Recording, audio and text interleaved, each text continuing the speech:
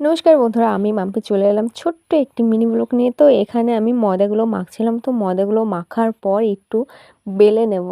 তো সেগুলো রুটি বানিয়ে খেয়ে তারপর আমি আমার নিজের কাজকর্ম করব। তার আগে ছেলেকেও খাইয়ে দেব। তো এখানে দেখো আমার বেলাটাও কমপ্লিট হয়ে গেছে। তো এখানে ভাজছিলাম। তো গ্যাসেই ভাজাভাজি করছিলাম, উনুনে আর যায়নি।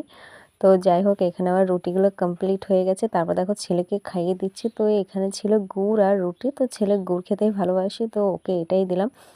তো তারপর দেখো, এটার নাম আমি জানি না। তো এটার ব্যাটারি শেষ হয়ে গেছিলো। তো ছেলে একটু কান্নাকাটি করছিল। তারপর আমি আমার নিজের কাজকর্ম সেরে চলে গেছিলাম সেলাই কাজে। তো এখানে ব্লাউজটা বাকি ছিল সাইডগুলো মারতে, তো সেটা করে কমপ্লিট করে নিচ্ছিলাম। নিয়ে পরে দেখো আমার স্নান করার আগের লুকটা, তো মুখে অবস্থা যা, তো ভাবলাম যে কিছু মাখবো, তো কিছু মাখলাম না। আর এই যে আমার স্নান করার পরের লুক। তো আমি স্নান টান করে সোজা চলে গেছিলাম আমাদের নতুন ব্রিজে। তো এই ব্রিজটা কালকে উদ্বোধন হয়েছে, কালকে আশা করছিলাম যে যাব, কিন্তু আমার যাওয়া হয়নি। আর নদীতে এসেছিলো প্রচুর পরিমাণে বান। তো এখানে একটু ঘুরুঘুরু করছিলাম আর একটু হাঁটাহাঁটি করছিলাম, দেখছিলাম ব্রিজটা কতটা মজবুত হয়েছে।